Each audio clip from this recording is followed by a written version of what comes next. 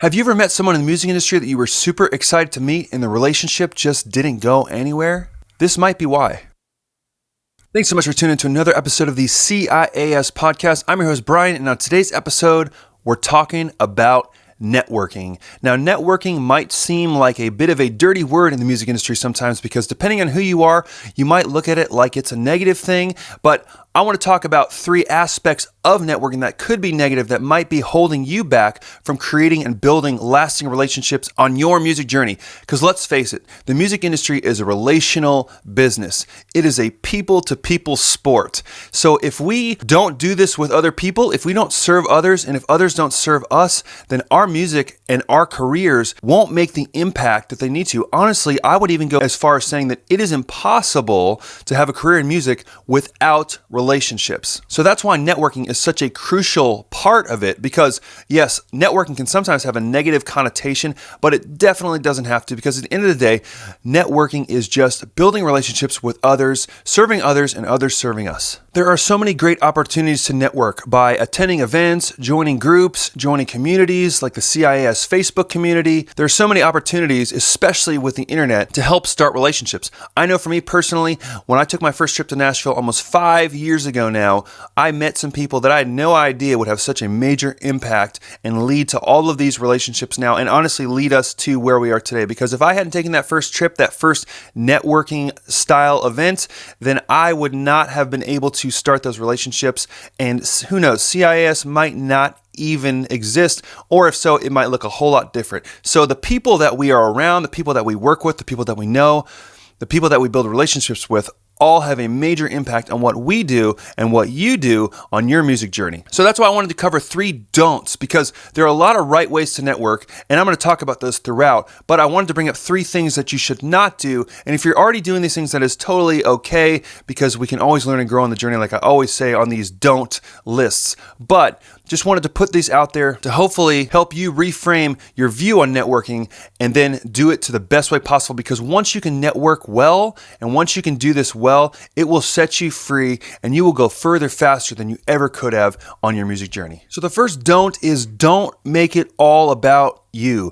Now, I feel like this is a big one when it comes to why people have a negative connotation about networking because in the past, networking seems like something that where you go and you sort of interject yourself into a situation and then you try to impress somebody, you try to make them see how great your story is and all of your accomplishments and all the things that you have done. But at the end of the day, I love the thing that my grandma used to say all the time, and she used to say that God gave us 2 ears and 1 mouth, meaning that we are supposed to listen twice as much as we talk. And I feel like this directly applies to networking. True, we find common ground, and as we build relationships, it is the common things that we've done and we've experienced in our lives that bring us closer together to other people because those experiences bond you to people because you have those things in common. But if we just stand around and tell people how great we are or tell people all about our story and we don't make time for their story, then that's going to be one-sided from the beginning and it's going to be much less likely to find the common ground because think about it like this. If you're not listening to what someone else is saying, then how do you find what you have in common? Because all you're doing is saying what you do and what you've experienced. So I think it's so key to be a great listener in all situations. I mean, think about it. Outside of music, just having good relationships, a lot of that has to do with listening. Asking people questions is a great way to build relationships. And sure, as they say things and you've experienced those things, you have input, definitely, always, that's what conversation is a back and forth thing. But keeping that in mind always that if we want to really build relationships and network well, we don't want to make it all about ourselves or else we have no relationships to build. But when we do, when we listen, when we find common ground with someone else, then those are the type of things that start and will create a long-lasting relationship with that person. And before we jump into point number 2, if you could do me a huge favor and like this video, subscribe to the channel, and hit the bell icon. That's the best way for this content and this channel to reach other indie artists that are doing the same thing as you, and I would really appreciate it. And the second don't in what not to do in networking is don't sell yourself. I'm not sure what it is. I feel like it's most likely an insecurity, but oftentimes we will try to spew all of the things that we have done, all the people that we've worked with, all the events and all the achievements we've made to try and impress the person we're talking to. And honestly, this never comes across well.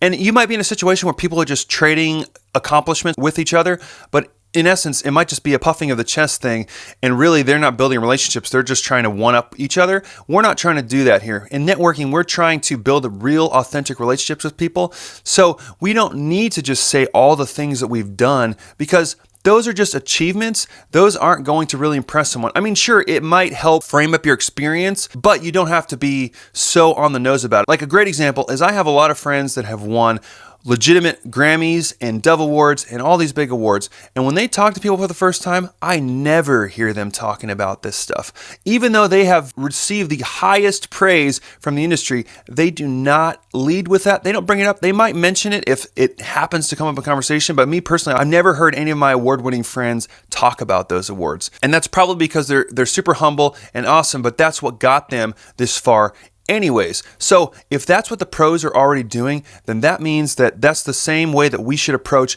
networking as well. Don't have to try to impress anybody with all the things that you've done. Just be yourself and listen. And that's what's going to create real relationships that are going to last a long time. Number 3 is don't try to manipulate the situation. And what I mean by that is don't come into a networking situation or a place you're going to meet someone with an agenda in mind. Sure, you need to come prepared. You need to know about the person you're meeting with. You want to know about their journey and the things that they've done, but don't come in with an outcome in mind, because these type of things will never end well. If you show up and say, okay, I'm going to meet this person because they've done that, and then they'll get me in the room with that person, those type of things are not going to end well for anyone. And truthfully, I would venture to say that the person that you are trying to do that to will probably get a sense of it, and that is where the relationship will begin and end with that person. And that's not what we're all about. We're not trying to burn bridges before we even build bridges. We're trying to build bridges first. I can think of a circumstance that I was in. Now, this wasn't so much a manipulation, but I was going to meet somebody at an event, and I was asking my friend what he thought I should do to try and talk to this person. And this is years and years and years ago. And he gave me the best advice ever. He said, don't try to do anything. Just say hello, maybe thank them for the impact they've had on your journey, and then leave it there. Because most of the time, we're not going to have these long, extended conversations with people. So there's not going to be a thing where we're going to all of a sudden say just that right thing that's going to create this long-lasting relationship. If we just go in and be our authentic selves, for one, we'll see if that person, if we even click with that person, because just because someone has achieved the major things and we think that we should work with them doesn't even mean that we're going to click with them. But two, if we have the potential to click with them, that's only going to come through authentic, real relationships, authentic, real conversation. Because going back to point number 1, when we're listening twice as much as we're talking, we're not selling ourselves and our achievements, and we're not trying to manipulate what's going on. We're just talking. And that is the way that real relationships build. Every relationship I look back on that I personally have and have gained along the way on my personal music journey, I've done none of those things. I've just talked about random things like what kind of food I like, or movies, or bands, or styles.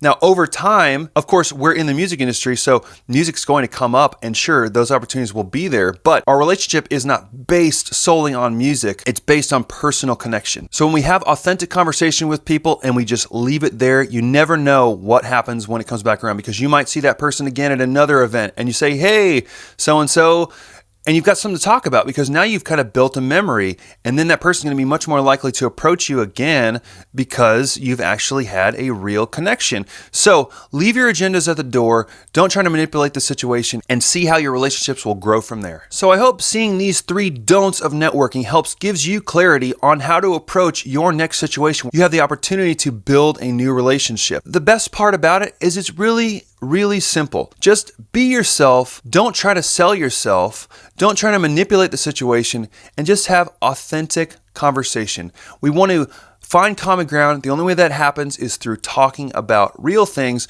and they could even be normal, non-music related things. Because if we try to pretend that we're something that we're not, that's something we're gonna have to keep up over time, and cracks will eventually form in that story, and then it's just so much harder to even do that. Just be your authentic self, because you're awesome. You have so much to offer.